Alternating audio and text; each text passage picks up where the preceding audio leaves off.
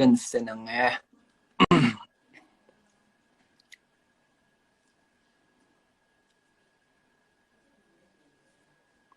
มิสนูนุยแล้วมันจริงขนาดแล้วมันเราเดี๋ยว5 minutes อาเดียรัน join เทเจ๊ปอง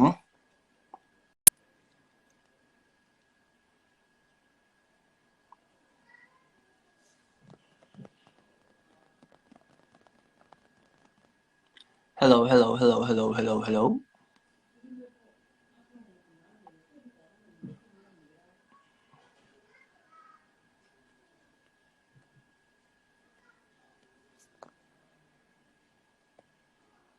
นูนุยขนาดหลักโลเดี๋ยวเล็กอ่ะจริงขัน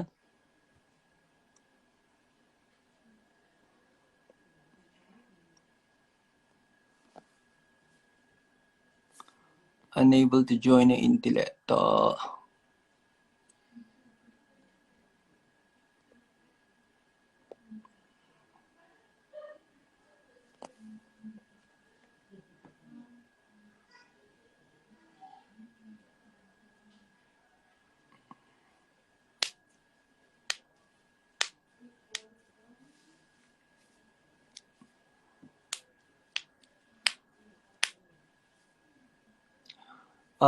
sorry guys, I won't be speaking in English tonight.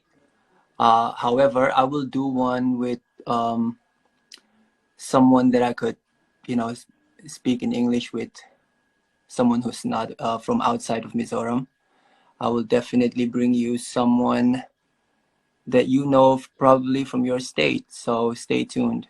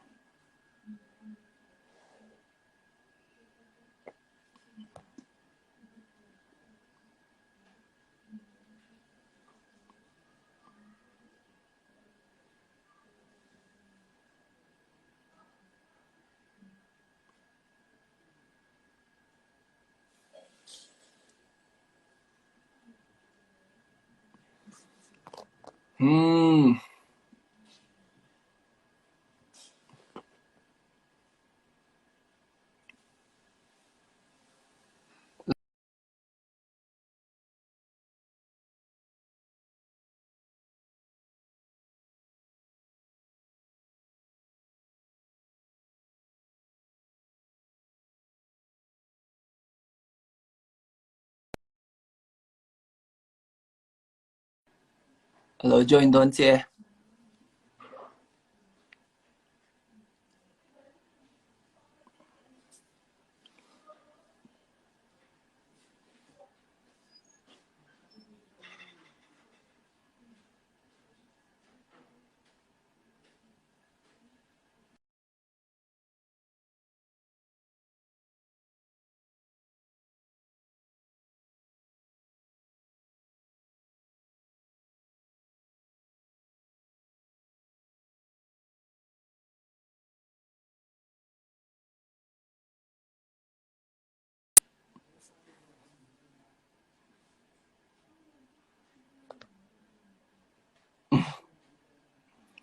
Unable to join intellect. Net nghe. Oh. Hi, Được Nam. cái đó Mình thì sao? anh làm hoặc là tôi Cái bữa về đều có đó. Bây giờ nó lấy workout mà em phải Có thân nó sẽ lúc có một in bữa phát lộ cho nên chỉ lộ về đều khuya ta ngay ôm tụi nó còn nó cho nên Mumbai à nem ho Mumbai à có mà rồi ai rồi cái chút cái lâu hồi dễ ôm điệu đến tổ tí na mi Mumbai lắm mà Mumbai cái base samo toàn cái hun hun dang kal don pun he ti chang hianin ka zin te o mei ai zo ron ho chanin hei ishi thawanga flight ticket bel te tau thei tia mo tu ban chanin lampang be chi afu deu shia tu na chan afu rap thak ka lo pui lu tuk je keipo hi hei covid chu ni lo selang chonin khalama hanin ron in base le dei hi ka du to a hun to lu tuk a hei Mizoram mà ngót thì chuan thì mấy ông thì ui om ka ta om reng kai ui om ni thì chu lo min ko ve sup reng ai mà sẽ covid thì ni không là anh ni da ta ka sa ni ke ma ni te ai te pun swak ma sa de ka ni ta hi nang ma line kan mo tu kai ni de ta ta ni ti sha amak tro te high school kan kal in lo sia lo ta gen nu ni high school ani classmate chin eng a ke ai memory chalo do ti ka sia chuan chuan kan hung te ai chutin kan tar hung te ai chutin kai shem zam za ma ha nu pi ni te zam za ma kha ka sia chuan tu nge pakhat kha ni ti ga mi kha chân môi à nia zam za ma nia ke ma ni ho ka chu Michael Chen da ma chuan in class in dạng nghe chu in hua có chu in hua có chu tak kan nung chia lar kha isyang government a chanin student kan tamta middle row kha I mi pale me chia kan mix string kha chanin alefta me chan chua rai da mi pa chanin alaya kha kan chu chin da ni chu ke in ma chia kan chu chin da mo chu class 9 le 10 ve la ning ka sha cái mít cha chôn xem 11 đều tiếc cái hệ tiếng đều có một thầy đó chú thì vậy cái memory thì sẽ tốt mà 11 là cái chôn section B ấy nông ta đó ta han không ai section C à Diamond Jubilee cùng khán nhá chú các phải cái po kami kha hey mi pui tam tham anga chan chem hey modeling line ang nilo nga chan mi pui ma din na ang ani amo engin ti in lam mi kha in lam chiel kan lam ino ha ni tem shia ruby te hau te chan ngai te iwa ti te hau kha kan la malom Masih worship dan kan di tay siya hay tu tiang makaba in di zevak nga yang kacang siya kan tiam soang lau ta ngamo cái này rất là chân chú mà nia ôi trời thiếu ý sĩ lại cái real well hi siya vela cái tia cái làm bằng hi cái tivi là lúc tụi cái tia real hey ang ay hi siya tiang yung tunay kan vela mà thế oi mania ka reels pakhat kan lam ve tloi na khami po hey lo ti ka wati ngai tai sham khang te po mo hey ati dan du ka ron shila ma te ka thiam bak chong la hey na ni bang hang ka lam khan ni lam hi chu wi no ang ni lam cham me chem ka lo na lam hi chu mo thiam chu ka in ti cho la ma sen nuam hi ka ti ve shim ma lam ve na se thei lo han enge monin na thopa te han enge mothil han ti pa han suk bel te hi chu adang le dei ta hi step thap hi ka thiam chu ka lo zo tu rip je ni ani ship tai tiang ve la han ni lam ve ngai joy ko ya ni reels ve la toi ha no enge min da pui ve na sa ni tu san joy reels sa jan lam hi ana sa te mi reels Mong có phải dân làm đều biết có một tí mấy tuổi rồi người ta mà sẽ cái thiam lo mà sẽ thiếu đang ngày vẫn thua là trò cả rất nhiều lâu lúc high school trang thì khanกันlo lo taกันin một chân zoom ta cái sao đây đây về tụi ngày tụi tê đây tụi chú nhiều cái sự chú mắt lại cái chuyện là đây cái đây tụi chân thì kan lo cái ta kinh cùng som hi đó liệp tôi nhỉ cùng sống level tới tiền ai không biết đi tiền về tu lo đi tổ ta cho nên nụn tê lo đang làm sao lại về công an đi mua cái sấy lo cái nung tê hay là chút chỉ là class apa hay nên tu na ati ang thấu hi ati ngar nga chỉ na khang lại về chẳng hạn cái đấy là kalau cái dua em lâu ta ni tu mua còn anh ấy chụp class à thì phải dai rep để ngar nga chỉ na khang nha lại na hay là lâu tuổi này rây về to lồm tốt thì anh mà ni tuổi na thì anh cần cái về ta cái ni chú cho nên anh em mình thì hiện thì hàng cần lâu anh lâu về ta rồi bây cái đi top cái rồi được cái chuyện bậc hạt na cho nên rồi chính này anh tin cái define là tỷ lệ define definition là trang chuẩn rồi chính này rồi chính tôi in xem mà mỗi này tôi in xem anh chân nghe là culture nha in xem rồi cái đến giờ đàn chuẩn mua rồi thì hay bây giờ cái này tầm đàn là gì rằng hàng cái tiền ngay lâu ta khi tụm cái lâu này ta năng po ít lâu này ta thôi kami bắt lên cho anh đi tung anh đi rồi chính anh kan cái ngay bây giờ hay lúc đó sao cái em càng thế ít tụm hay bắt lên cho anh ít rồi chính anh cái ngay này chứ mà đi lúc kami công na po cái đó ya lâu này miền này mua hay em po ni se cái po cái lại na ha nín kumi na ha nín chumi za tar chu ko tho chwa ka tu mang chumi mun na tan jin ka tu mang tiang de lo plan tai la ka ka ti the ni ka chanin khami ka thil plan a khanin ka lo thing thau ti na anga khan ke ngai ni chmo tu icha ka zon ni zon na ka cha anga chuan tiu tam ta ka he chanin ka lo thing ve nual to ma se enge mishing ina lo thing kan tam jo kina kan ngai to da na he chan hei hausa thura enge na po tho ngai to lo tur khopa tho chwanga turanga khani lo jingang hi chu kan ba te tla pui chin ta ma te te han ka te lo ani chu mo tho chwa le tho chwa lo ku chu dang ka tia ma te lo tling nga ka le ngai lo wa lo tling la tum me ka nga kai ngai ki ma tak hi chu mo a chan chu thil pakhat ka ba len khanin adang len du ha ka nei le de la tu ni missing hi chu nia tro missing hi chu ti me ang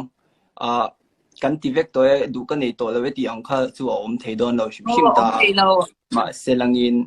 hey a rule of thumb ang reng dewa lo tin na hi enge ti me ang eng chen ang i lung oi tho khat ti tiang hei ti me ang hei khat tiang khat chu oi na kan ken hian ni lo ting chu kan ni de me ya a chha tu me se mi tin ti tu kan du am bok cha tro pakhat kha kan ti kan du dang kha kan ni le chu tak chu nia poi mo khop mai du am hi i kot pakhat eng lo chu claim te lung oi hi a har em ma chu in tam de lung oi hi a har le zual ti ko thi o mai shem chu ani thei ve don hian ka shun tu ka kan nei tam kan nei tam po le a san chu tian thil kan lo va te sta tu na kan claiming kan lo ho se de ta i vacation te mo khoya mo hun nuam de wa te mo kan lo ti ta ti khan luxury engam money kan lo va indulge ta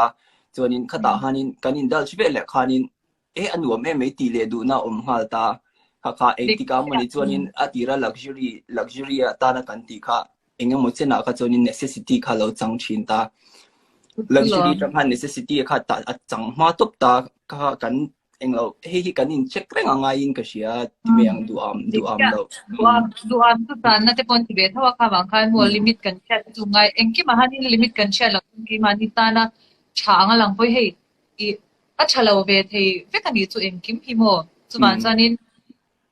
te po hi chin mani ganin du saka hei mani ganin mangai te po hi chin to ki angai ka tia ke po hi self love mani mangai hi ka salut tu kan ni tu mo a chan chu mani ganin mangai phot lo chanin mani ta na thatu te ganin ngai to phot lo chanin midang te no mangai te phe ka chu har le to don ta adik ku tu ngon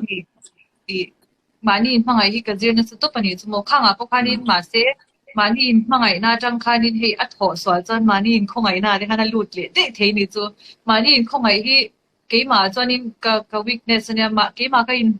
khongai awang hianin kari lut hi an na sa thei to pani chu sha ma chuan tan chu mani kanin khongai na hei ka mi tuide pot lak na sat na ber ani ta ni danga tani hei ka lut ve pa ngai ta ka chap vak lawa ma se mani in khongai na ha min ti chap na sa to pani ke ma lang ka chak na ani ni chui shem chung chu ke mani na kanin ti thiam lo chuanin shem mani in khongai na ka na lo lu te the mani mangai lu te po hi mo chu thil re re gi limit angai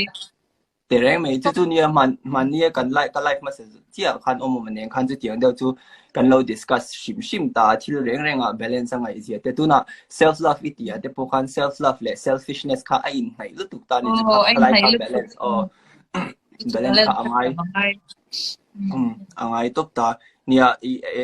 tekin na pakat ang dewin airplane at po kan kalta safety measures well min shield zonin mani mas puron masak turing mo lo singa ni zon kamilo wa midang kan pui masak zonin kan boy vek ang khan pui mo ka tia jong keima zonin tu na hey kan lo dive nem to ta athil hi kan lo hu ve nualin kan lo eng lo ve to ta til nei châu ai chun ma ni lampang chungri lampang hausak na hi poi mo ka ti to lu tuai jem chuan chuan hausak vak po hi ka chak em to lem lowa chuan chuan til thir dan hi kovel thir dan ni ka thiam chho viau in ka sia chan nang ma poi tling ka ti to pai jem di ka tiang ka lo thir se in vong be bok sia nang ma hian ti meng physically le mentally hian enge self improvement ta enge routine ya enge tha ti I suggest them ke ma na ka ti chin chu mi a chanin ava chakhera ngem chu ka chilau ta mo ke ma ina ka ti chin chu hei down chang te om ta kan lai na nga te po kan kal chuang pu ring lo ta ni khang nga te po khanin hei mani in fui phur hi ngai tun hi en hi nai mo phak na nga tu te khanin lo tling lo ta ngi la khang ate pon ting de du ngoi ma tin lo te kan nga be ta ni chumo khang ate po khanin han tling lo mai la he ki ma hun ka chu aron thleng ve ang tiang chi khanin ka in ri ru ang zonga ka in deng lo da na ni chu khang khan chon ka hun bi alo la thleng ve ang tu na min du lo tu ya din a lo cha zo ki pon min la chor le am tiang kha he ka ri ru khanin tiang kha ka nei chin ni chi shem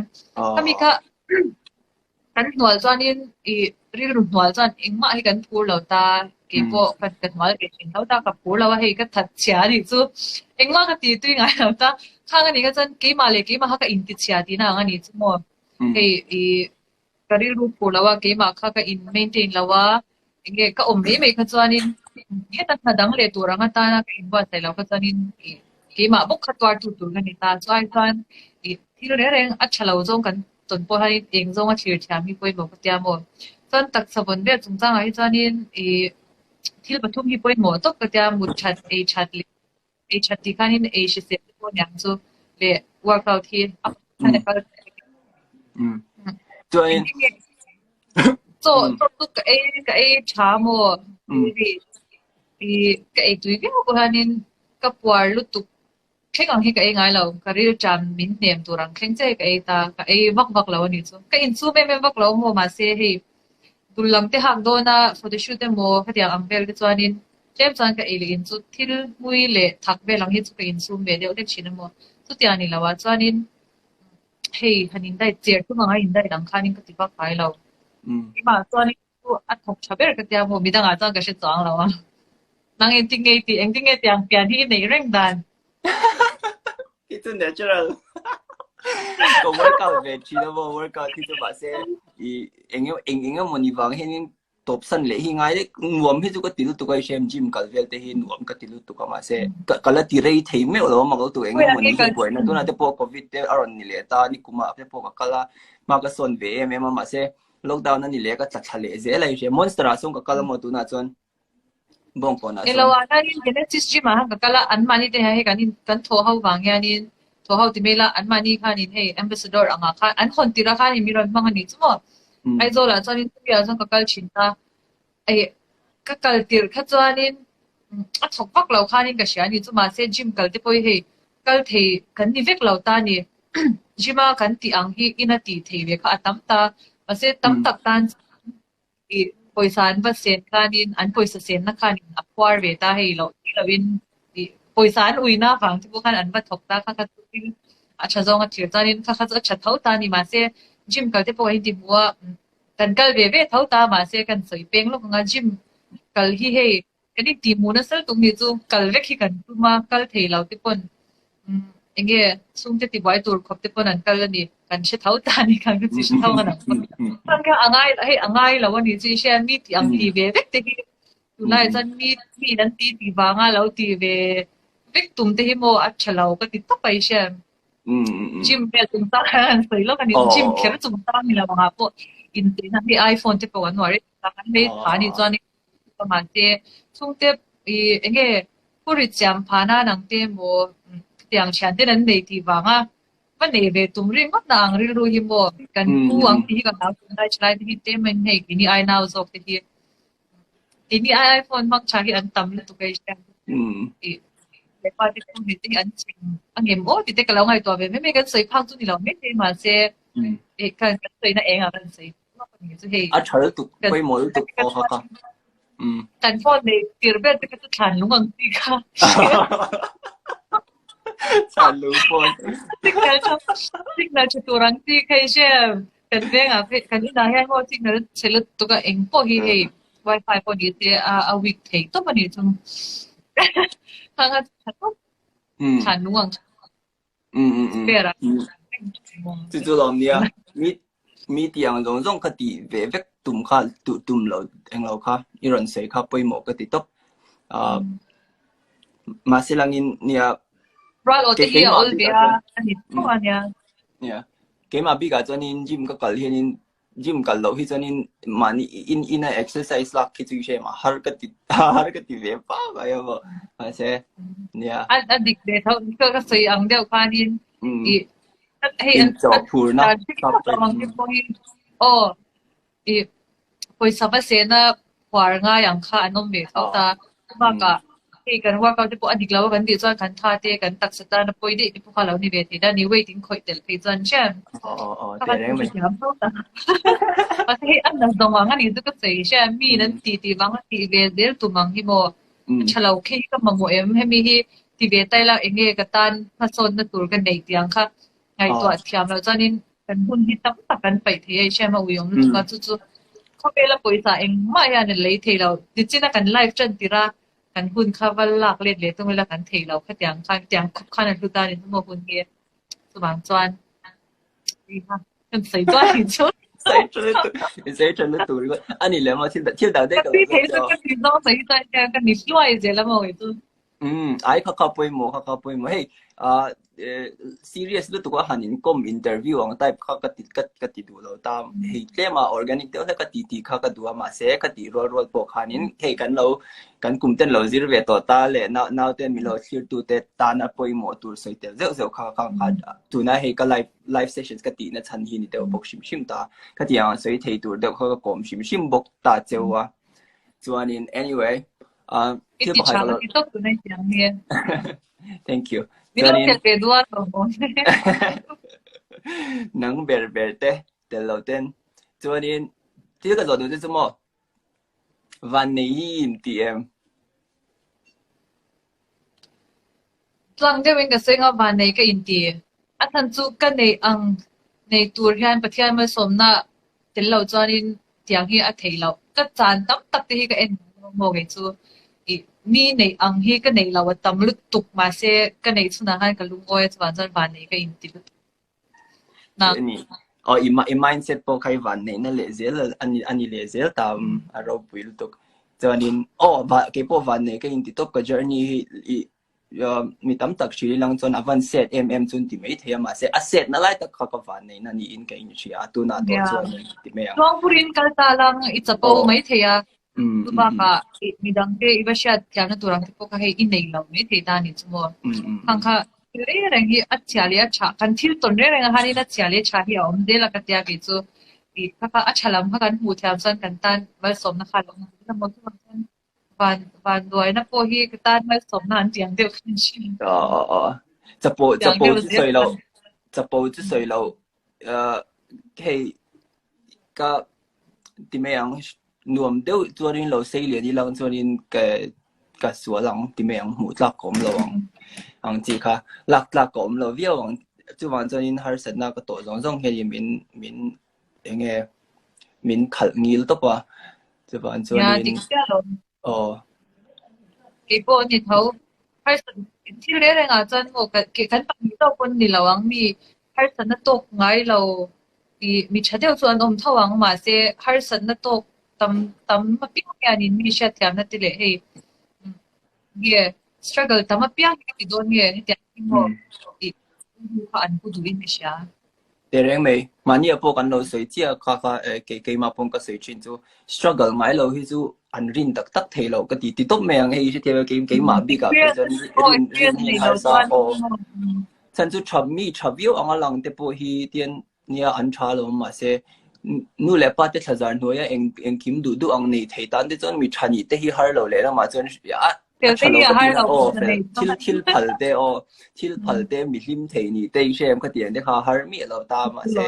ka tiang kha ani lo kha nen mi sual kan ti tam tak te po chu tiang bokin an sual big wang po ni lo phur ri tan nga lu tu wang te po lo ni thei ve tho ta ka tiang kha mi in siat thiam na in siat mi dang siat thiam na ril tak hi ka nei to hian ke in she ve ke ma po hi hey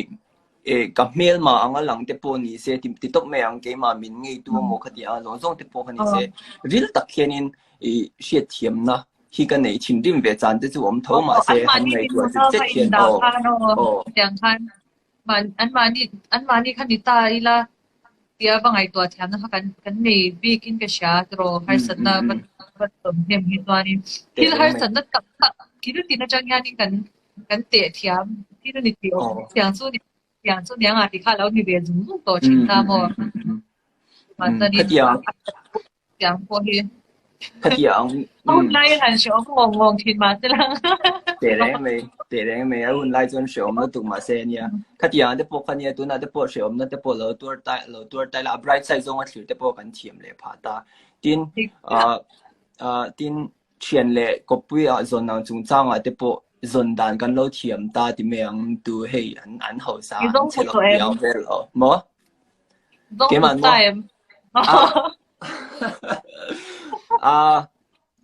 幾萬佢嗰條路點樣幾萬都那個電換處啊，做年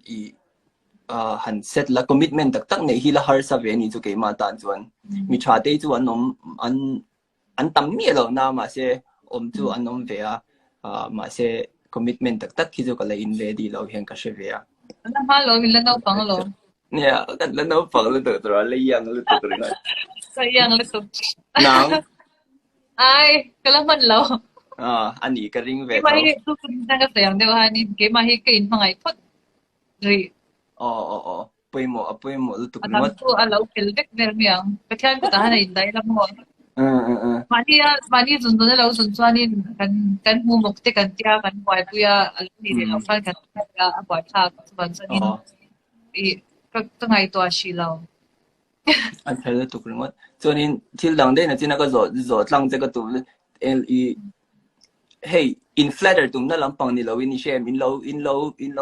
chelo ta nula chelo ta kin la ta chiat lo na hi hey ivan này na i blessings don zong i numbering zat na nge I rank I mo mer tha te kalau ni be ni chuan chelo te kalau ni be ni kha kha chu mo I aniam an noi khami thwa tu kha tam lu tu khami aya koi mo kha tam lu tu asan na le ka chelo acha sang pol chu ni lo ni mo mi bak lo top 10อันนี้พังยังไม่ใช่เรามีมาเซ privilege ตัวนี้เว็บปกติดิเชฟนั่งมาเลยไงตัวเราแต่ละมีดังมาเราแต่ละโอ้เกี่ยมาเราว่าจานินมัวกันไล่หนังจานินอภัยมัวนี่จูกันไทยเตลันดานเต็มอภัยมัวตาข้ามีอะจานินให้มีมาสมนักกันตรงที่ไม่รู้ตุกดีนะทำให้ด้วยกันดีนะนี่ละวินมีเต้นสดหลักอังกามินหูที่ที่อย่างกุมรัวเมลกันเองก็วันนี้กันทีอันนี้เลเวลขัดแต่เลเวลเตชิลตัวเองเราก็อ่อยเราก็จูเราอันนี้ตั้งว่า advantage เราคิดจูอังเกยอมคิดว่าจะมาจนมาที่ก็ดูเราใช่ไหมมีปนมีเรื่องตีเสก็ดูเราหรือตุกบางงานมัวอีไม่ฟังก็จะชอบชิมตามมาเซ็กไฮสคูลกันดูไลค์ก็จะนี่อีซีนเวชิดรอก็ซีนโม่ก็ซีนเทแล้วตัวก็อินพุตมวยโตกันนี่ก็ชู hire kan chuan nu fe hire ate pokhan ka che thi em ka hei ka chin zol lang kha show ve kan tel te pon kala tlon top ang deu chi type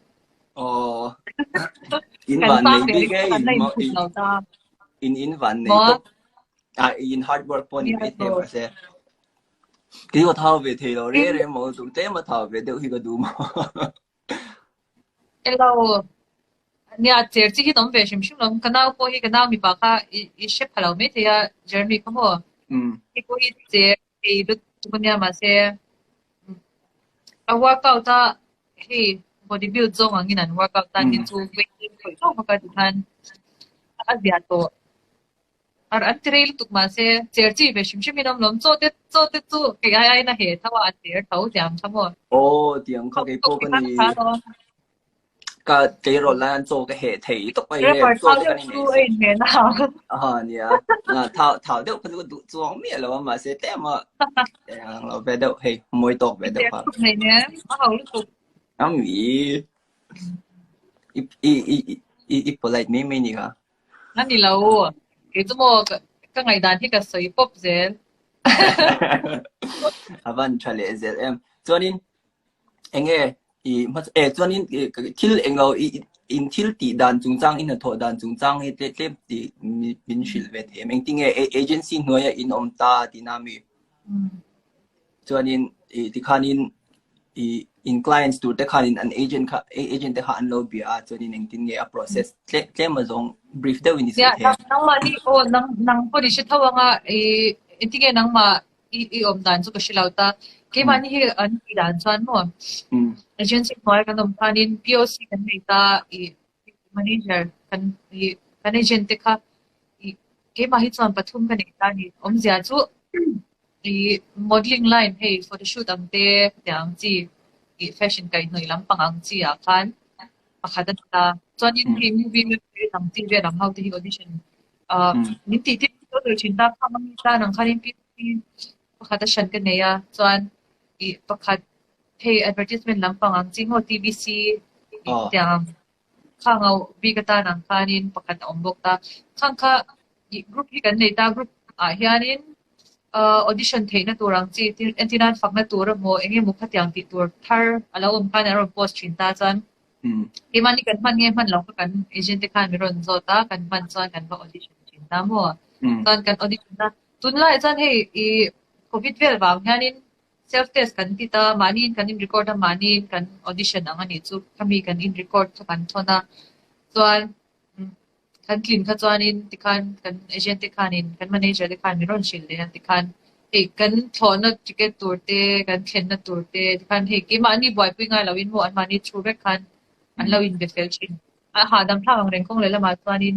pa indon bak thangai langta kan re te khamin lo siam pel sakta mo an manin yang khani ta kui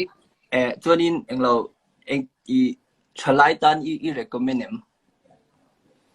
imo Mizoram chung pa nilawa hit lama tan tanin acha kati acha ti meng aro pui tro de ati lampang ka seyang deu khanin tuna enge kan khovel te lo in cloud chawa internet te lo ta khatiang bela bang khanin michen khatanin kan tuina zonga kan tumlu chonin tiang khanin ezon na alo ting cho ve ta hi apoi mo ga te achan tu ama ka chonin kan no panai de ka chonin sarkar na khani de to pa ni kan em khan du le pa te pona kami top khan ya tu na tu kan in dai to lo ta nge angai to ta nge kan skills te kan monetize kan ne ang kan monetize angai to ta khatia hanin asul su tu pakhat ini ve in ka sia ro pui ka ti to pa chu wa chonin tilomom in nong kan ron sui ve det ni he chuan khatia zonga khanin advice englo eng ko nga po local don ta se advice pack engting advice pack chin now zok te ka pack chin sumo hwaya ngai ka ti achan chu mizo chu kan do ya he mizoram wa kan du dula kan pen chwak wak lo ta ni vati ve pop hi ngai achan chu namdang ho hi chu an chu hel thei sia mizo te hi he tom im me hi kan tam lu to tiang ma kan tui ta ro ani chuan mizoram hi ปีหลังกติชีนั่นนี่จะใช่ไหม audition เตอี portfolio เตเราทนรู้กติยากันให้มีดังกันนาวเตียงเตปออาจารย์เฮียนจวนนินกันเล่าเตลชันนั่นตัวอ่ะให้จวนนินให้ show director เตกติยาเตกันเล่าอินเมื่อใช่เวตัวจวนเองมุนิที่ละฮันนินให้หันอินนอร์ปุยอะไรมเรียวจางหิอมเบชินตาข้างอาคานิน portfolio เตบุละเตปุยกันเนี่ยเช่นที่จวนนินมันทนเลี้ยมแล้วอันเปย์มากแล้วTiang akanin portfolio te chade win siam semo chuan hei nanga ma hi tia Mizoram anga kan tiang hin lauta va in som to pa tiang khan lauta thalak te chu portfolio te kan thonanga chuan an thlin kha chuanin ti dan tur kha chu hei aron in dot khan ron om ve mai chin ni chu portfolio chate ne ngai ta portfolio te khanin polaroid chei I ton zau dum tai pa ngai re jeans ani lo pon ke ton dum pa ngai nen hei ma zong sir zong profiles kha thla ka ngai chin ni chumo khang ang kha mumal ngai mid shot le head shot yang kha beauty shot te in shot chen du chani lo zo la khang hau kha ngai chin Mia I en ho khan event lo eng lo note pro I lo shot chen du chuan I lo zo la khang kha tang hi chuan an hri thiam lo ta ni Mizoram a chuan khang kha kan kalpui dan ani lo miao wang khan chuanin a picture kan thona tiang khan mo I tiang khan ei chata tiang ang hei show director te mo kha tiang ang show siam chin mi dang ang hau khang te kha agency anga te pon yang chu thon ve pop hi angai tia Mizoram a kan om dul chuan mi ron zong chuak don lo shim shim ki mani zo khyang kan va po ma sakhi an ngai ve chang om ni chu mo khang kha angai poi mo ka ti top Mizoram pon chua hi Mizoram ai chung kan thil hi ka chu kan ti ve tak na tian music scene pon ni se a professional tak thelo o le thil hi kan ti professional lo lu do kan ti ne hei mi ram chong kang le pui zo kina an ti dan hi kan man phalo lu tu kai she kanin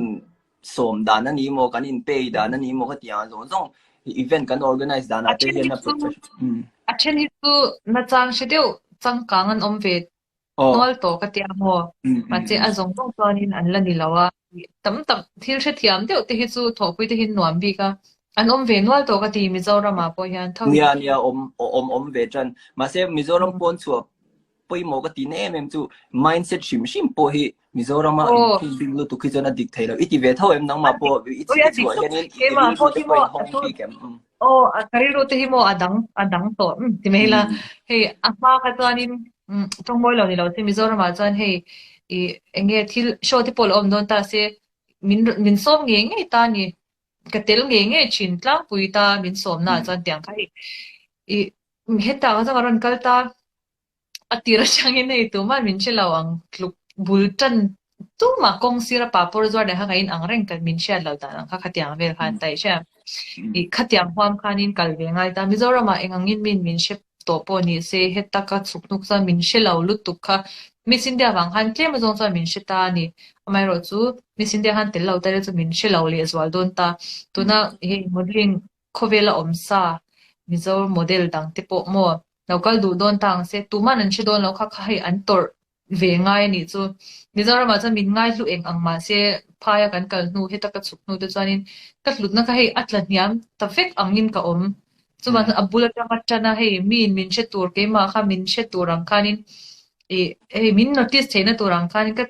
thil ti pya khana chabe rang ka pek ze langai ta kha wangan hei kariru te pokha ange ka competitive to pani chu shithiam hei enti ka sayang mi rual el deu khan ka om amari chan Mizoram a chanin sei so ti kan lo hlo ve na khanin tu wak ma kha kan va in el lo shim ta henga chanin enge chortlak tura kan taksa te kan la na te mai mam te chat te khang zong kha mi ina min chor du turang khan ke ma ka in min tin kha angai na sel tu kai shem khatiak zong khan hei ke ma khanin min vong top kha achat na ve ka kan bok ta mo kada chang khan thil tam tak zir bo khong adro lom china struggle kan sei le buka ha po khan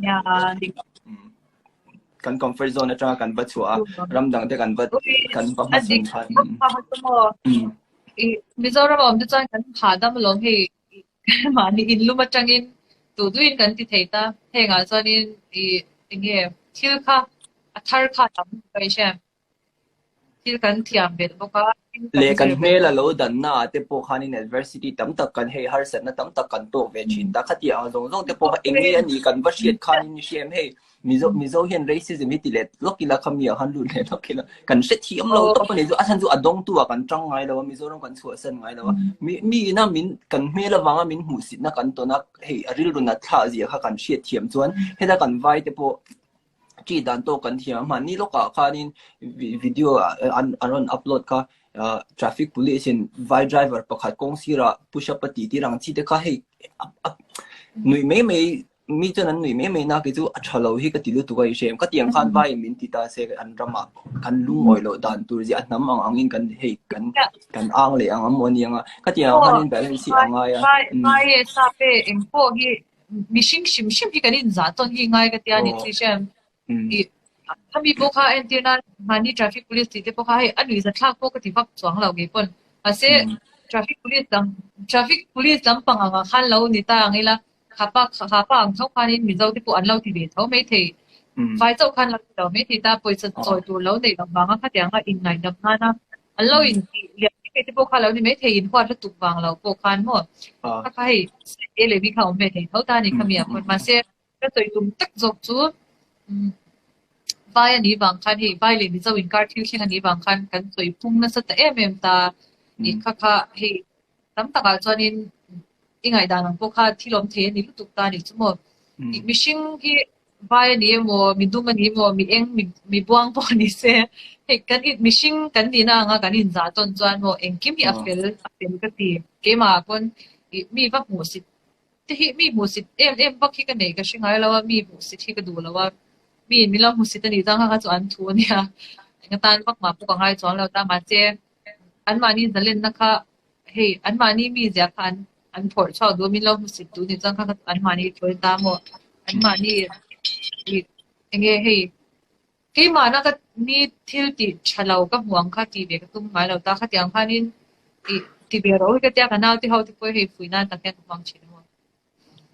chi chu ka bel bel ka ti lo chuang lo wa ma tia nia kami kan soi ka point ta ka chu I kami mu sin na ti meang kami example kha jeng polon ta se ke mani na adong kan zu ton ve chi hen an nat chi de a she om chi kan mi sual an nia shampoo an nia shampoo ani mai ta ma se he in hu sin na hi ti meang kan rama hian in vai bi khi he ta kan thenom lok ate po anom ta he kan in chi dan ti anga an va beng in an va ti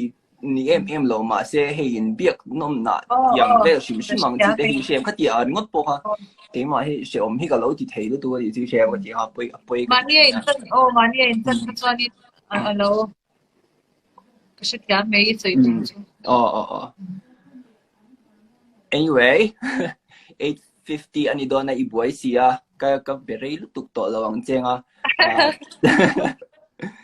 chuanin Noi me comment na po. Na po. Nia comment po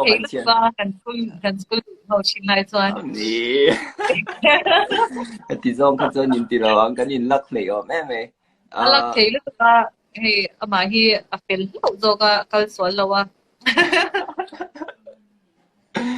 Ti zong ka chuan in lak zong ka chuan in min neng lo tu so.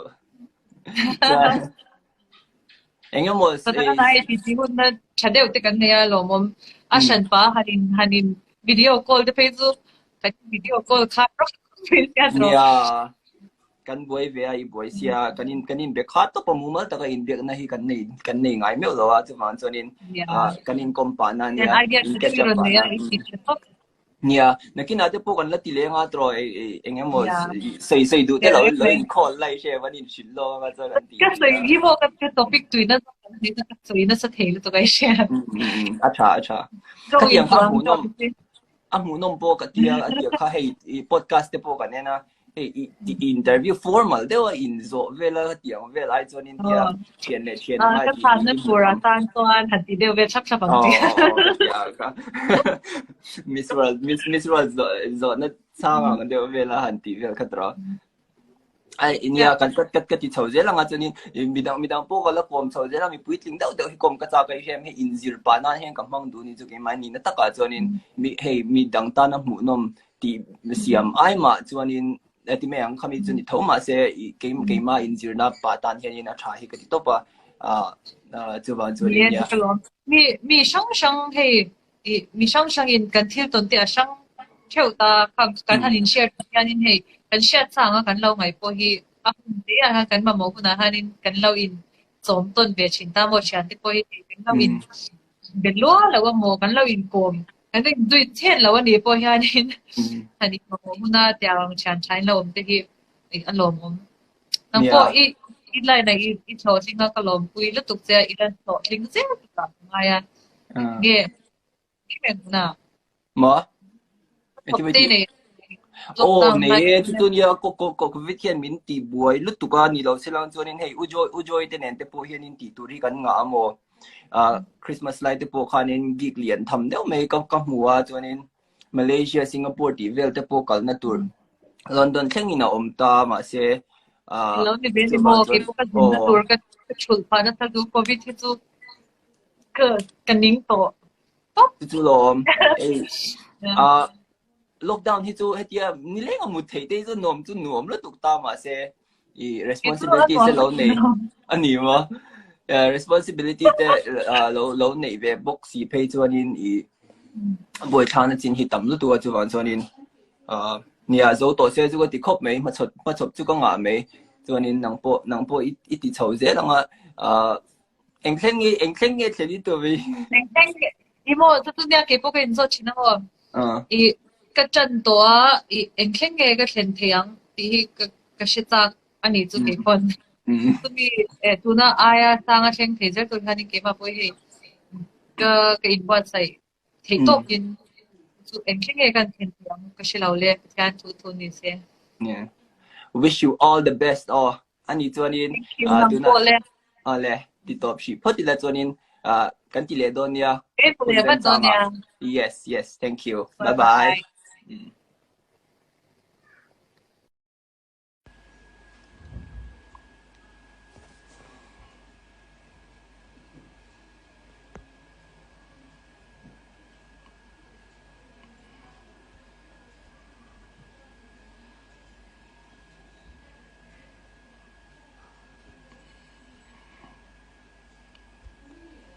kan senang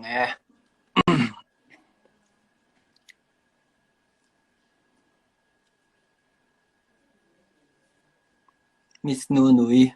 laman jing khan laman lo dewa 5 minutes atia ron join thei che pong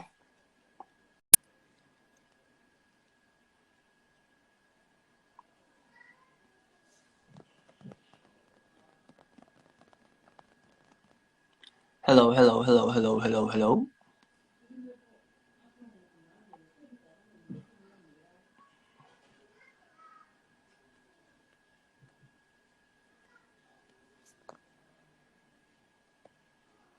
Nui khala laklo de leka chin khan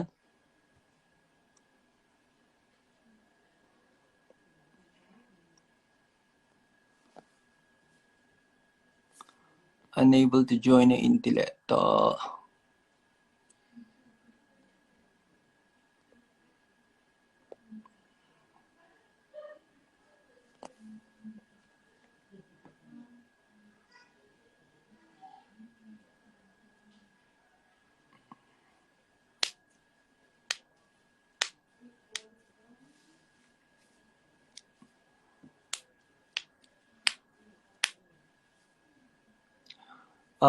sorry guys, I won't be speaking in English tonight.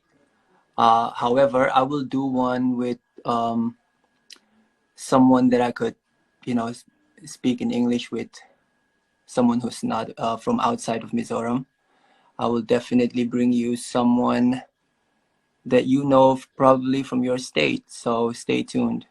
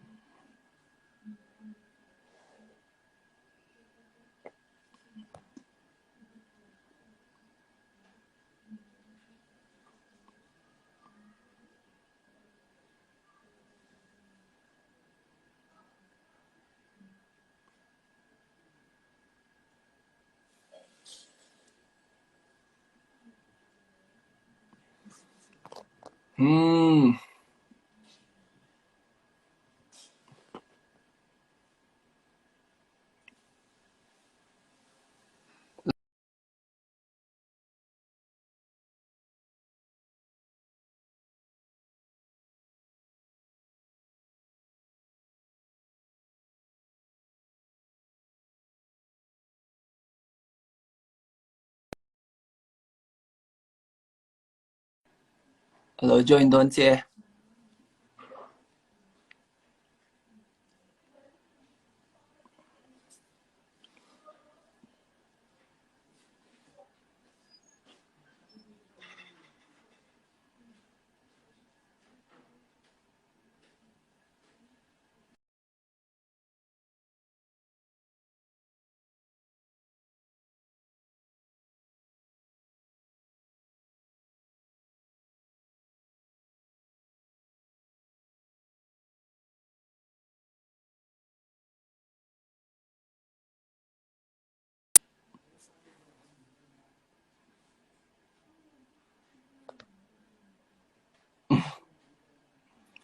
Unable to join in Tileto. Net nghe. Oh. Hi, Được em. cái Mình thì sáng. anh làm hoặc là tôi Mình qua về đều có ta. Bây giờ workout mình em vậy.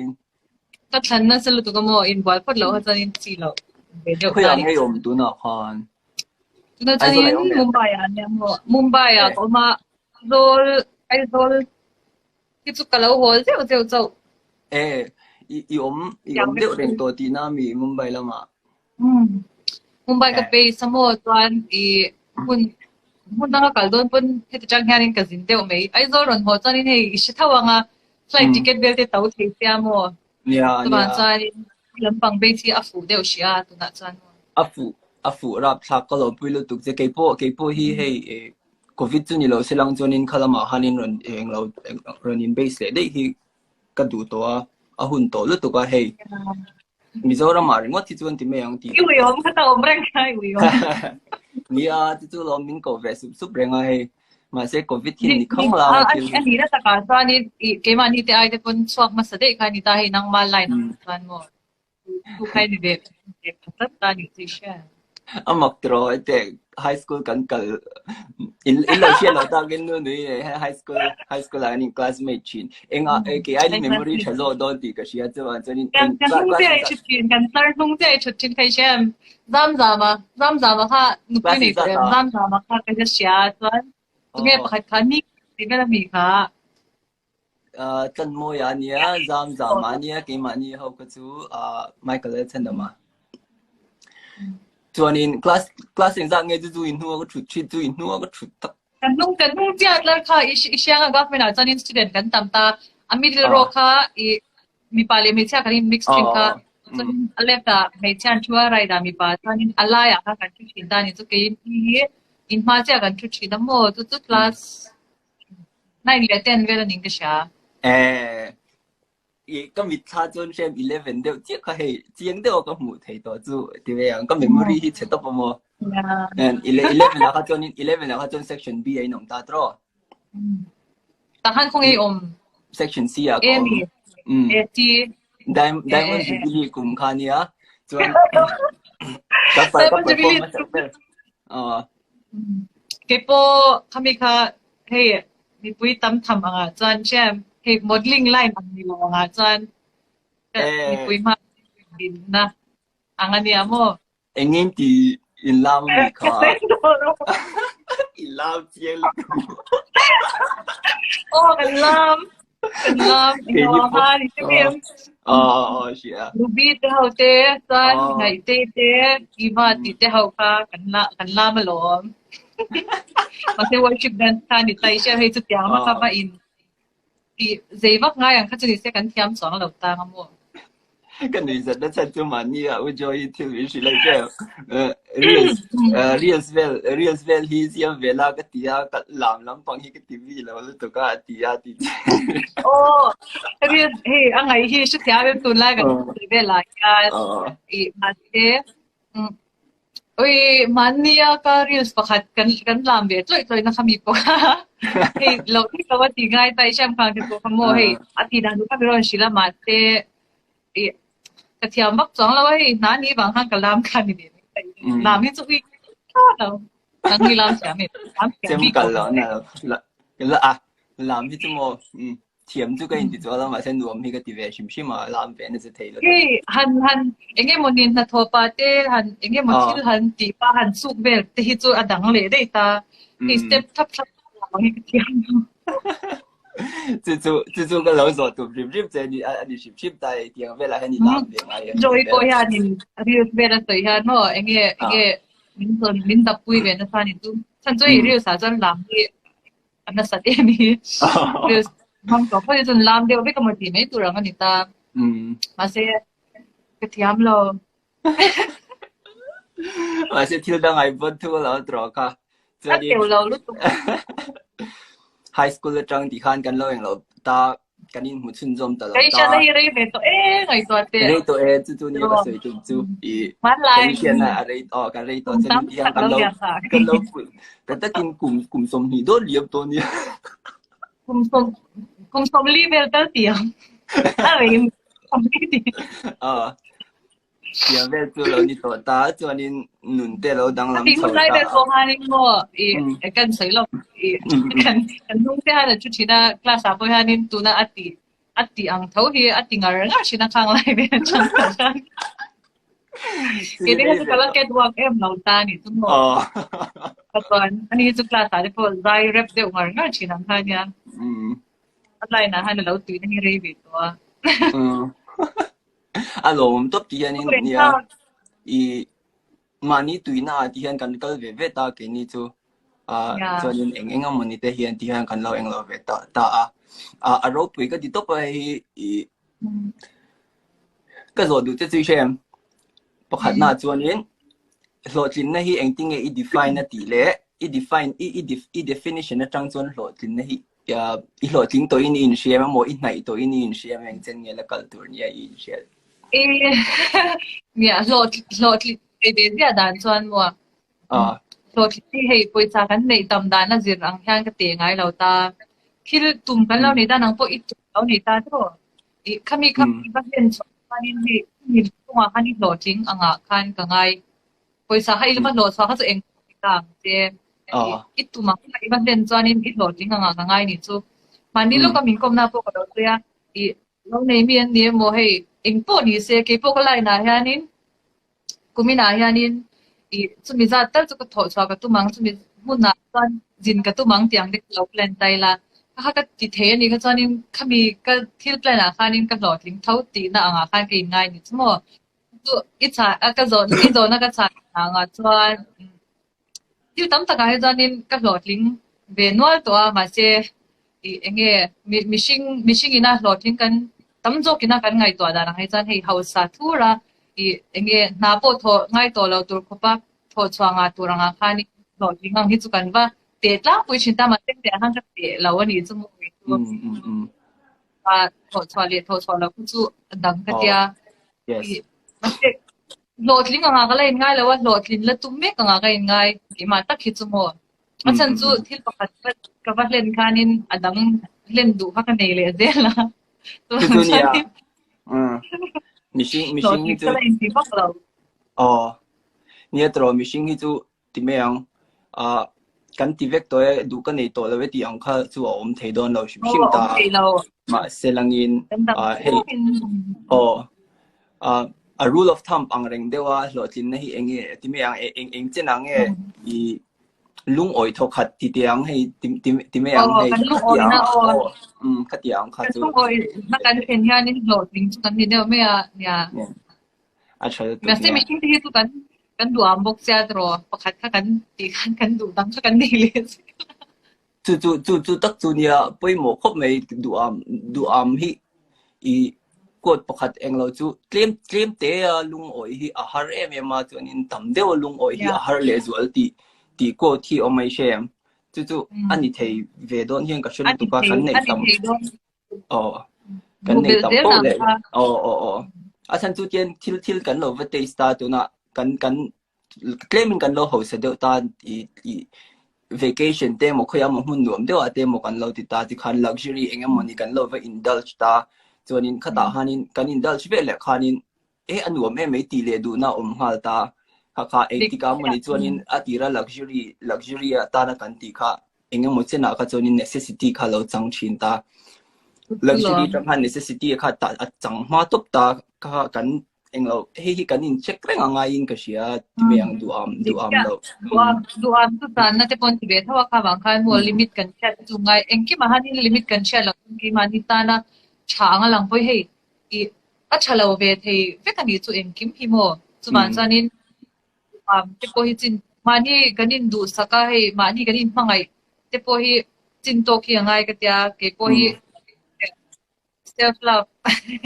mani mangai hi ka salut tu kan ni tu mo a chan chu mani ganin mangai phot lo chanin mani ta na chatur te kanin ngai to phot lo chanin midang te mangai te phe ka chu har le to don ta adik ku tu ngot mani mangai hi ka zir na su to pani chu mo khanga po khanin ma se mani mangai na tang khanin hei a tho swal chan mani khongai na de khana lut le de thei ni chu mani khongai hi ke ma chanin ka weakness ne ma ke ma ka in khongai awang hianin kari lut hi an na sa thei to pani chu sha ma chuan tu mani kanin khongai na hei ka mi tu de pot lak na sat na ber ani ta ni danga tani hei ka lut ve pa ngai ta ka chap em vak lawa ma se mani in khongai na ha min ti chap na sa to pani ke ma na ka chak na ani ni chui shem chung chu ke mani na kanin ti thiam lo chuanin shem mani in khongai na ka na lo lu te the mani mangai lu te ko hi mo chu thil re re gi limit tangai te reng mai chu nia man nia kan life ma se chia khan omo manen khan chu tiang deuh chu kan lo discuss shim ta thil reng a balance anga izia te tu na self love itia te po khan self love le selfishness kha ain ngai lu tuk ta ni chu life balance balance kha angai angai top ta nia no te khin na pakhat ang dewin airplane ate po kan kalta safety measures well min shil chonin mani mask puron masak tureng mo lo thing ani chuan kha mi lo a midang kan pui masak chonin kan boi vek ang khal pui mo ka tia chong keima chonin tu na hei kan lo dai ve nem to ta a thil hi kan lo hu ve nualin kan lo eng lo ve to ta thil nei chau ai chon mani lampang chungri lampang ho sak na hi poi mo ka ti to lu tuai jem chuan han ho sak vak po hi ka chak em to lem lowa chuan chonin thil thir dan hi kovel thir dan ni ka thiam chho viau in ka sia chan nang ma pui tling ka ti to pai jem di ka tiang ka lo thir se he in vong be bok sia nang ma hian ti meng physically le mentally hian enge I self improvement ta enge I routine ya enge enge tha ti I suggest them ke mana ka ti chin chu mi a chanin ava thakhera ngem chu ka chilau ta mo ke mai na ka ti chin chu hei down chang te om ta kan lai na nga te po I kan kal chuang pu ring lo ta ni khang nga te po khanin hei mani in fui phur hi ngai tun hi hi na mo phak na nga tu te khanin lo tling lo ta ngi la khang te pon in ve du ngoi mo tin lo te kan nga ve ta ni chu mo khang te po khanin han tling lo mai la hei ke ma hun ka chu aron thleng ve ang tiang chi khanin ka in ri ru ang zonga ka in deng lo da na ni chu khang khan chan ka hun bi alo la thleng ve ang tu na min du lo tu ya nin a lo cha zo ke pon min la chor le am tiang kha hei ka ri ru khanin tiang kha ka nei chin ni chi shem ka mi ka kan nual chuanin ri ru nual chuan engma hi kan phur lo ta ke po kan nual ke thin lo ta ka phur lo hei ka that chia ni chu engma ka ti tui ngai lo ta khang ani ka chan ke ma ha ka in ti chia ti na nga ni chu mo hei ka ri ru phur lo wa ke ma kha ka in maintain lo wa enge ka om me kha chuanin he ta na dang le tu ranga ta na ka in ba sai lo ka chuanin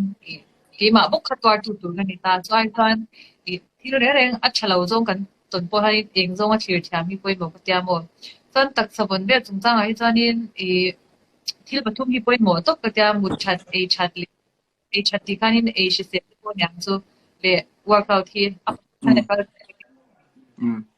chuan so ka e cha mo cái ấy tùy cái của anh nên cái quả lúc tục khách hàng khi cái ấy ngay lâu cái điều chạm mình niệm tụi rằng khen chơi cái ấy ta cái ấy vắt vắt lâu như thế cái in su mẹ vắt lâu mua mà xe thì tụi làm thế hàng đô na photoshoot em mua cái tiếng anh về cái cho nên xem sang cái ấy in su thil mui lệ thắc về lòng hết cái in su về đều được chín mua tụi tiếng này là cho nên hey anh in đây chơi tụi mình in đây đăng khan in cái tiếng phải lâu mà cho nên tụi ăn học chả biết cái tiếng mua mình đang ăn cái gì chọn lâu nang ending ang pian hi nei reng dan it's natural có workout về chỉ là workout thì cho bạn sẽ anh muốn đi vào hiện top sân lệ hiện ngay đấy nuông hết cho cái tilu tụi cái xem gym cái về thì nuông cái tilu tụi cái mà sẽ cái là tirai thấy mấy rồi mà tụi anh muốn đi quay nó tôi nói tới po covid tới aron ni lệ ta ni cũng mà tới po cái là mà cái son về em mà sẽ lockdown nó ni lệ cái chặt lệ dễ lại sẽ monster xong cái là một tụi nào chọn bông con à? Elawa na rin genesis gym ah kakala anmani te he kan thohau wangya nin thohau timela anmani khanin he ambassador anga kha an khon tira kha ni miron mangani chumo ai zola chanin tuya sang kakal chinta ai kakal tir kha chanin a thok pak lo khanin ka shani chuma se gym kal te poi he kal the kan ni vek lo ta ni gym a kan ti ang hi ina ti the ve kha atam ta ase tam tak tan poisan ba sen kanin an poisa sen na kanin akwar ve ta hei lo lawin poisan uina phang ti kan an ba thok ta kha tu a cha zonga thir tanin kha cha thau ta ni ma se gym kal te po hi di bua kan kal ve thau ta ma se kan soi peng lo nga gym kal hi hei kani ti mu na sal tung ni chu kal ve khi kan tu ma kal thei lo ti pon enge sung te ti bai tur khop te pon an kal ni kan she thau ta ni kan chi she thau na kan ka angai lo ni chi she mi ti ang ti ve vek te ki tu lai chan mi nan ti wanga lo ti ve vek tum te hi mo a chalo ka ti ta pai she gym pe tum ta sai lo kan ni gym kher tum ta ni la wanga po in te na ni iPhone te po an wari ta kan me tha ni chani pa man te chung te enge puri cham phana nang te mo tiang chan te nan nei ti wangaวันนี้เวทุมริงก็ต่างริรู้ยิมบ่กันผู้อังที่กันเอาได้ใช้ที่เต็มมันให้กินไอ้นาวซอกที่กินไอโฟนมักใช้อันต่ำเลยตุกไอ้เช่นแต่พอที่คุณมีที่อันจริงอันเงี้ยโอ้ที่แต่ก็เราไงตัวเวไม่กันใส่พักจุดนี้เราไม่ได้มาเสียกันใส่นั่นเองอ่ะกันใส่ก็คนนี้จะให้อ่ะใช้ตุกไปหมดตุกพอค่ะแต่พอในตีร์เบสก็จะทานลุงอังที่ค่ะChán lưu phone. Signal cho turang ti kay siya. Kandenga kanina yan mo signal sila to ka engpo hi wifi po dito a week take to pa dito. Hanga chato. Chanuang. Pera. Tutu lam niya. Mi tiang dong dong ka ti ve vek tum ka tum lo eng lo ka iron say ka poi mo ka ti top. Masilangin niya Right, or the all there, and it's fun, yeah. Yeah. Cái mà bây giờ cho nên gym các cái hiện gym các lâu thì cho nên mà in exercise là cái chuyện mà har cái về phá vậy mà sẽ yeah. Anh định để thâu cái sợi ăn đeo qua đi. Hey, anh chụp na. Oh, bây giờ phải xem na hoa ngay ăn khá anh không biết thâu ta mà cả kan workout te po adiglaw kan di chuan kan tha te kan taksata na poide ti po khalaw ni ve ti da ni waiting khoi tel pe chuan chem te reng me ase an na dong wang ani zu ka sei sha mi nan ti wang ti ve del tu mang hi mo chalaw khe ka mango em he mi hi ti ve tai la enge ka tan ma son na tur kan nei tiang kha ngai to thiam lo chanin kan hun hi tam ta kan pai the ai sha ma uyong lu ka chu kho pe la poisa eng ma ya ne lei the lo ti china kan live chan tiraกันหุ่นข้าวหลักเล็ดเลยต้องเวลากันเทเราขัดยังขัดยังขนาดทุกตาเนี่ยทั้งหมดหุ่นเกียร์สว่างจวนดีค่ะกันใส่จวนหินชุดใส่จวนเลยตัวก็อันนี้แหละมาที่ดาวได้กันที่เทสกันที่น้องใส่ใจกันนี่ช่วยเจแล้วมาไว้ตัวไอ้ข้าวปุยหมูเฮ้ย serious lu tukwa hanin kom interview ang type kha ka ti du lo tam he tlema organic te la ka ti kha ka duwa ma se ka ti rol po khanin he kan lo kan kum ten lo zir ve to ta le now ten mi lo clear to te ta na poi mo tur sai te zeu kha tu na he ka live sessions ka ti na chan hi ni te bok shim ta ka ti ang sai thei tur de kha ka kom shim bok ta chewa chuanin anyway Iti chama ito tunay siyang niya. Thank you. Bilang kedua to. Nang berberte te lo ten. Chuanin ti ka zo du mo. Van nei TM. Tlang de wing ka singa van nei ka inti. At han chu ka nei ang nei tur hian pathian ma somna til lo chuanin tiang hi a thei lo. Ka chan tam tak te hi ka en mo ge chu mi nei ang hi ka nei lawa tam lut tuk ma se ka nei chuna han ka lung oi chuan chan van nei ka in ti na i mindset po kai van nei na le zel ani le zel tam aro puil tuk chuanin ba ke po van nei ka in ti top ka journey mi tam tak chili lang chon avan set chun ti mai thea ma se a set na lai tak ka van nei na ni in ka in chi atu na to chuan ti me ang long purin kal ta lang itsapo mai thea Tuba ka midang ke iba siya tiyan turang tipo ka hey inay law ni tita ni mo hang ka re reng hi achali acha kan thil ton re reng hani na chali cha hi om de la ka tia ke chu I ka achalam ka kan hu thiam san kan tan mal som na khalong na mo tu van doi na po hi ka tan mal som na an tiang de kan shi chapo zu soi lo hey ka ti me ang nuam deu chuanin lo sei le di lang chuanin ka suwa lang ti me ang mu tlak kom lo ang chi kha lak kom lo viau ang chu wan chuanin har sat na ka to zong he min enge min khal ngil to pa chu wan chuanin ke po ni thau har sat thil le renga chan mo ke kan pa ni to pon ni lawang mi har sat na tok ngai lo mi chadeu chuan om thawang ma se har sat na tok tam mapiang yan in mi siya tiyan na tili hey struggle tam mapiang yan doon yan tiyan mo kaan ko duwin mi siya tereng may mania po kan lo soi chia ka ke ma pong ka soi chin chu struggle ngai lo hi chu an rin tak thei lo ka ti top me ang hei che ke ma bi ka rin ni har sa o chan chu chab view ang lang te po hi tian nia an tha lo ma se nu le pa te thazar no ya eng kim du ang nei thei tan de chon mi thani te hi har lo le la ma chon ya thil phal te mi lim thei ni te shem ka tian de kha har mi lo ta ma se ka tiang kha ani lo kha nen mi sual kan ti tam tak te po chi tiang bokin an sual big wang po ni lo phur ri tan nga lu tuk wang te po lo ni thei ve tho ta ka tiang kha mi in shet thiam na in shet mi dang shet thiam na ril tak hi ka nei to hian ka in she ve ke ma po hi hey ka mel ma ang lang te po ni se ti top me ang ke ma min ngei tu mo khati a lo zong te po khani se ril tak hian in shet thiam na hi ka nei chim dim ve chan te chu om tho ma se han nei tu che hian tiang khan man an mani khan ni ta ila tia bangai to thiam na kan nei big in ka sha tro har sat na ba tom hem hi to ni til har sat na tak kiru tin na chang yani kan te thiam kiru ni ti o tiang chu niang a ti kha lo ni ve zum to chin ta mo ma ta ni tiang po hi tiang un lai han sho ngong thin ma se lang te reng me un lai chon shom lo tuk ma se nia tiang de po khania tu na de po shom na de po lo tur tai la bright side zong a thlir te po kan thiam le pha ta tin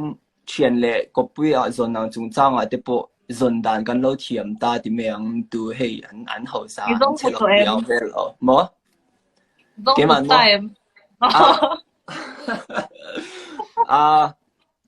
ke ma hi kala thei lo ti me ang ke ma tu na ka din hun chia chonin han set la commitment tak nei hi la har sa ve ni chu ke ma tan chuan mi tha te chu an tam mi lo na ma se om chu an om ve a ma se commitment tak khi chu kala in le di lo hian ka she ve a na ma lo min la no pang lo nia kan la no pang lo to le yang lo to sa yang lo to nang ai kala man lo อันนี้ก็ริงเวท Cái mà hi tu kun nang ka sayang de ha ni ke ma hi ke in mangai phot ri ปุยหมอปุยหมอตุกง atang ด tu alau kel dek ner miang ka thian ku ta ha nei dai lam mo อืม mani zun zun lau zun chuanin kan mu mok te kan tia kan wai puya al ni de lau kan kan ya a boi tha chuan chuanin i ka tangai to a shi lau อันเธอตุกงดส่วนนี้ที่หลังได้นะที่นั่นก็รอตั้ง这个ตุอีเฮ้ยอินฟล a ตุ่มนั่นลำปังนี่เราวินิเชมอินเราเชลเราตาเนื้อเชลเราตากินเลยแต่เทียดเราเนี่ยเฮ้ยอีวันนี้นะอี blessings โดนส่งอี number เองจัดนั่งอะไรเอง i mo mer kha te ka lau ni ve ni chuan chelau te ka lau ni ve ni kha kha chu mo i an niam an noi khami thwa tu kha tam lu tu khami aya koi mo kha tam lu tu asan na le ka chila อาจจะสร้างโปรจูนี่แล้วนี่มั้ง mi bak lau top 10 an ni phang yam ka chila อามีมาเซ privilege จูนี่เว็บปกติดิเชมนังมาเลยไงตัวเราแต่ละมีดังอะไรเราแต่ละ ke ma ro ro a chuanin mo kan lai na nga chuanin apoi mo ni chu kan hai te lan dan tem apoi mo ta khamia kha chuanin hemi mal som na kan dong ki mai lu lu tu tina ka me loi ka in tina ni lawin mi ten chotlak anga min hu hi tiang kum ro mer ka nei hi ka ban nei ka ti อันนี้ level คัตเตอร์ advantage เลยตัวเอง la lo ก็อ่อยเราก็จุ la lo อันนี้ตั้งวอ advantage la ki chu ange yom ke ti ba chu jan ki ma ki ke do la shim shim mi pon mi ron ti se ka do la lu tu bang yan mo อีไม้ฟังก็จะชอบชิมตามมาเซไฮสคูลกันดูไลก็จะนี่อีซีนเวชิตรอ kasi mo kasi pay lu tu ka input mo ito kan ni ka chu higher kan chuan hu fe higher ate po kan ka tia ti em ka he ka chin zon lang ka show ve kan tel te pon kala tlon top ang deu chi tai อินวันนี้บิ๊กอินวันนี้อิน hard work ปนี่ไม่เท่มาเซกี่ก็ท่าไปเที่ยวเรื่อยๆมั้งตุ้งเต้มาท่าไปเดี๋ยวที่ก็ดูมั้ง เรา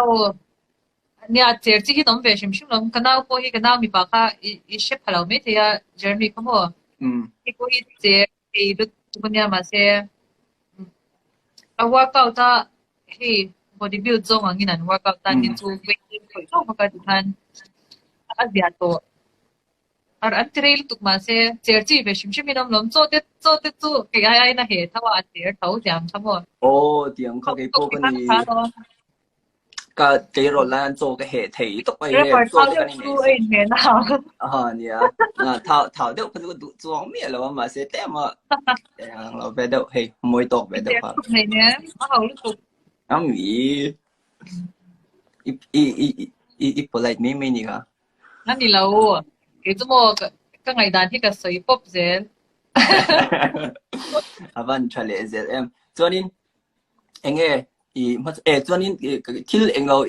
อินที่ตีด้านจงจังอินทอด้านจงจังเต็มตีมินชิลเวทเองที่เอเจนซี่หน่วยอินอมตาที่นามีส่วนนี้ที่ขานินin clients to the kind an agent the han lo bia so ni ning tin nge a process tle ma zong brief de win is ya nang ma ni nang po di shi thawa nga itige nang ma i om dan chu ka shilauta ke ma ni an ti dan chan mo agency moi kan om panin poc kan ta i manager kan agent te kha ke ma hi chan pathum kan ta ni om zia chu i modeling line hey photoshoot am te yang chi i fashion kai noi lam pangang chi a khan akhada ta chuanin hi movie me lam ti ve lam how ti audition ni ti to chin ta kham ta nang kharin pi akhada shan ka neya chuan i pakhat hey advertisement lam pangang chi ho tvc tiang khangau bi ka ta nang khanin pakhat ombok ta khangkha group hi kan nei ta group a hianin audition theina turang chi tin antinan fakna tur mo enge mukha tyang ti tur thar alo kan aro post chinta chan imani kan man nge man lo kan agent kan ron zota kan man chan kan ba audition chinta mo chan kan audition na tunla chan he I covid vel wang hanin self test kan kita manin kan in record manin kan audition angani chu kami kan in record chu kan thona chuan kan clean kha chuanin tikhan kan agent tikhanin kan manager tikhan mi ron shil le tikhan he kan thona ticket turte kan khenna turte tikhan he ki mani boy pinga lawin mo an mani chube khan an lawin be fel chin a ha dam thang reng kong le la ma chuanin ba in don mak pak thangai lang ta kan ge tikhan min lo siam fel sakta mo an manin yang khani ta kui chuanin englo eng I chalai tan I recommend em imo I Mizoram chung a pa ilawa hit lama tan tanin a cha ka ti a chat ai ti meng aro pui tro de ati lampang ka sayang de khanin tuna I enge kan khovel te lo in cloud chawa internet te lo ta khatiang bela wang khanin mi chen khatanin I kan tuina zonga kan tumru chonin tiang khanin ei zon na alo ting chho ve ta hei hi apoi mo ga ti achan tu ama ka chonin kan no panai de ka chonin sarkar na khani de to pa ni kan em kha lu le pa te pona o kami top khani tu na tu kan in dai to lo ta nge angai to ta I nge kan skills te kan monetize kan ne ang kan monetize angai to ta khatia hanin asul su tu pakhat ini ve in ka shia ro pui ka ti to pa chu wa chonin tilomom in nong ka ron sui ve det ni he chuan I khatia zonga khanin I advice englo eng konga po local don ta se advice pek engting advice pek chin I now zok te ka pek chin sumo I hwaya ngai ka ti achan chu mizo chu kan do ya he Mizoram chu kan du dula kan pen chwak wak lo ta ni vati ve pop hi ngai achan chu namdang hawi chu an chu hel thei sia mizo te hi he tom im me hi kan tam lu to tiang ma kan tui ta ro ni chuan Mizoram hi pe lang u ka ti china ni chu shan hei audition te I portfolio te lo thon ro ka tia ka hei midang dang kan nau te ang te po achang hian chuanin kan lo tel than na to anga hi chuanin hei show director te khatia ang te kan lo in me sha ve to chuan enge moni thila hanin hei han in nor pui arem riau chang hi om be chin ta khanga khanin portfolio te bula I ti te poi kan ya chen hi chuanin min ron thon lem lo an pe vak lo tianga khanin portfolio te thade win siam se mo chuan hei ma hi tia Mizoram anga kan tiang hin lo ta ba in som to pa tiang khan lo ta thalak te chu portfolio te kan thonanga chuan an thin kha chuanin ti dan tur kha chu hei aron in dot khan ron om ve me chin ni chu portfolio chate ne ngai ta portfolio te khanin polaroid chei I ton zau dum tai pa ngai re jeans ani lo pon ke ton dum pa ngai nen hei ma zong sir zong profiles kha thala ka ngai chin ni chu mo khang ang kha mumal maya mid shot le head shot yang kha beauty shot te in shot chen du chami lo zo la khang hau kha ngai chin nia I en ho khan event lo eng lo no pro I lo shot chen du chuan I lo zo la khang kha atang hi chuan an shi thiam lo ta ni Mizoram ma chuan khang kha kan kalpui dan ani lo miaw wang khan chuanin a picture kan thona tiang khan mo I tiang khan ei chata tiang ang hei show director te mo kha tiang ang show siam chin mi dang ang hau khang te kha agency anga te pon yang chu thon ve pop hi angai tia Mizoram kan om dul chuan mi ron zong chuak don lo shim shima ki mani zo khyang kan va po ma sakhi an ngai ve chang om ni chu mo khang kha angai poi mo ka ti top Mizoram pon chu hi Mizoram ai chung kan thil hi ka chu kan ti ve tak na tian music scene pon ni se a professional tak thelo o le thil hi kan ti professional lo lu do kan ti ne hei mi ram chong kang le pui zo kina an ti dan hi kan man phalo lu tu kai she kanin som dan ani mo kanin pay dan ani mo ka tia zong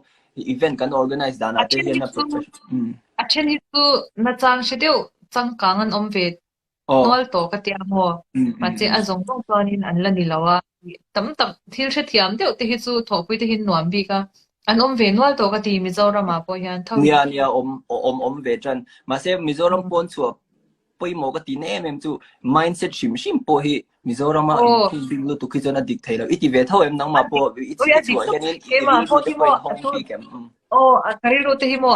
adang to thì mấy là hey apa cái cho anh trong mỗi lần thì Mizoram mà cho anh hey anh nghe thì show thì pol om don ta se min som nghe ta ni cái tel nghe chin tlang pui ta min som na cho anh tiếng cái i heta ka ron kalta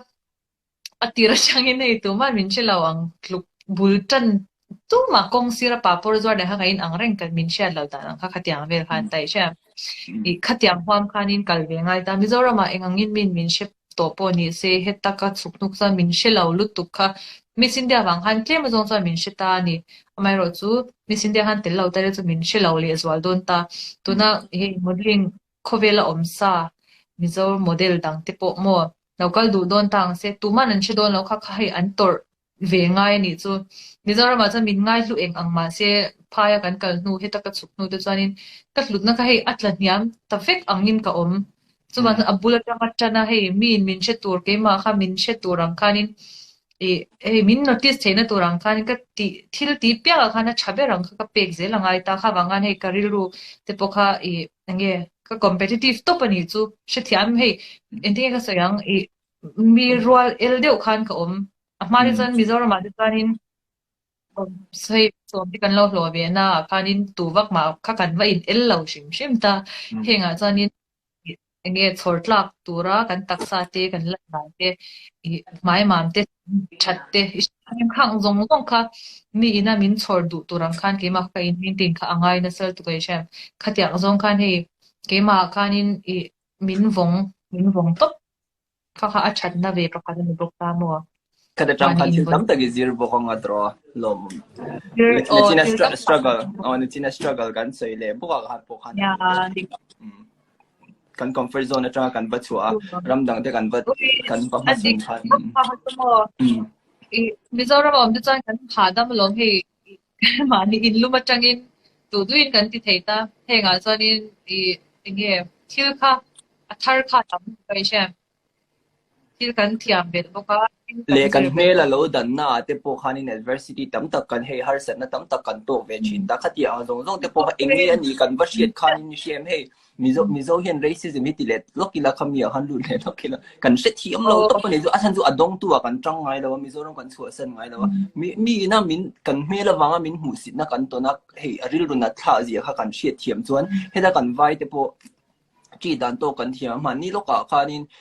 video an upload ka traffic police in vai driver pakhat kong sira push up ti ti rang chi te kha he nui me mi cho nan nui me na ke chu achalo hi ka tilu tu ga shem ka tiang khan vai min ti ta se an drama kan lung oi lo dan tur ji atnam ang angin kan he kan ang le ang amoni anga ka tiang khan in balance anga ya vai sa pe impo hi mishing shim hi kan in za ton hi ngai ka tiani chi shem kami po kha entirna mani traffic police ti te po kha anui za thak po ka ti vak chuang lo ge pon ase traffic police dam panganga khan lo ni ta angila khapa ang thau khanin mi zo ti po an lo ti be thau me thei vai chau khan lo ti me thei ta poi cha choi tu lo nei dam wanga kha tianga in ngai dam na na an lo in ti le ti po kha lo ni me thei in hwa ra tu wang lo po khan mo kha khai ele bi kha me thei thau ta ni khamia pon ma se ka choi tum tak jok chu vai ani wang khan hi vai le mi zo in kar thil khin ani wang khan kan choi pung na sa ta em ta i kha he tam taka chuanin ingai danang po kha thilom the ni lutuk ta ni chumo mishing hi vai ni mo midum ani mo mi eng mi buang po ni se he kan it mishing kan ni na nga kan in za ton chuan mo eng kim hi apel ka ti ke ma kon mi va mu sit te hi mi mu sit em bak hi ka nei ka shingai lawa mi mu sit hi ka du lawa mi la mu sit ani jang ha chuan thu nia nga tan bak ma pu ka ngai chuan lo ta ma che an mani zalen na kha hey an mani mi ja khan an phor chaw do mi lo sit tu ni chang kha an mani thoi ta mo an mani enge hey ke ma na ka mi thil ti chalo ka huang kha ti be ka tum ngai lo ta kha tiang khanin ti be ro ka tia ka naw ti hau ti poi hey fuina ta ka phang chin mo 就呢，别别这个比落装了哇，而且เนี่ยก็มีกัน所以ก็ point ก็จะอีข้ามีหมู่สินนะที่ไม่ยังข้ามี example ก็จะยังพูดถึงแต่เสกี่มันนี่นะอดงกันจุดต้นเวทีเห็นอันนั้นเสียเลยอาเสียอมเสียกันมีส่วนอันเนี้ยแชมพู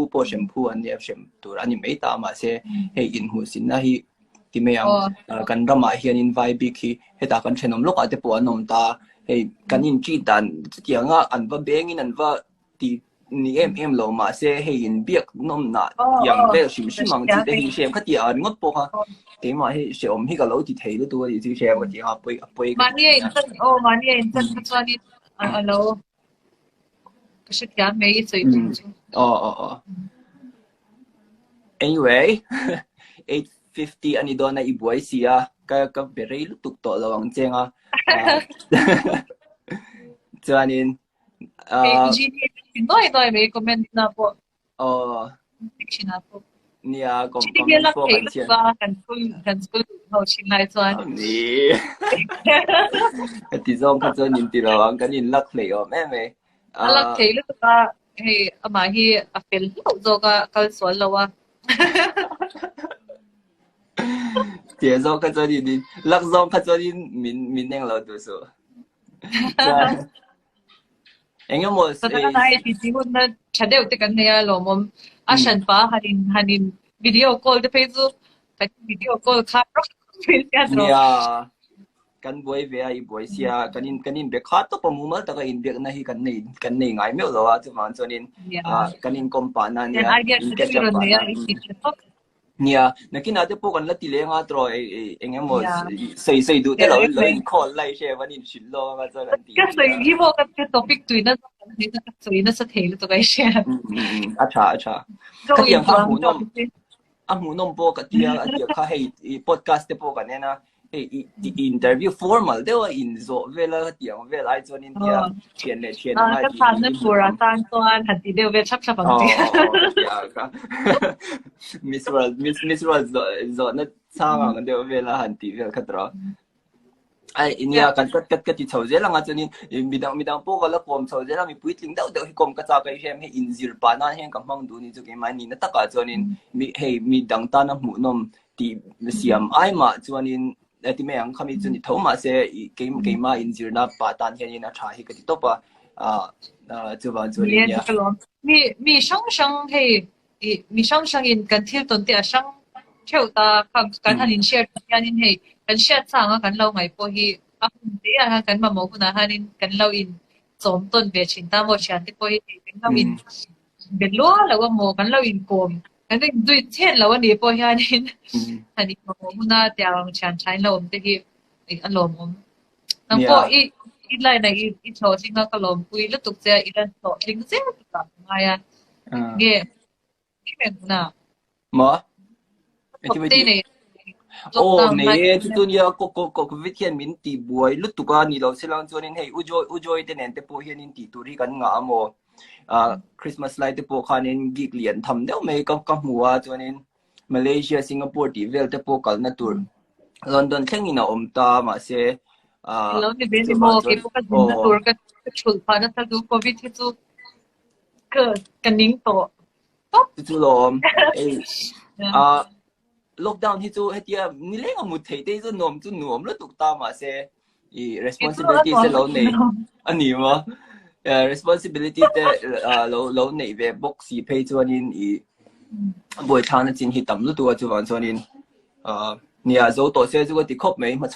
这个牙没，就你能播一点潮些，那么硬听嘅这里对不？硬听嘅，因為這都呢幾部嘅人做錢啊喎，伊個真多，伊硬聽嘅個天天，伊個實在安尼做幾分，所以做那哎呀，三個天天就對他哋幾嘛會係個因關係，睇多因。Engkling kan tiyang kasi laule kan tutunin siya. Yeah. Wish you all the best. Oh, ani tuanin le di top shi. Pati la tuanin kan tile donya. Yes, Yes. Thank you. Bye bye.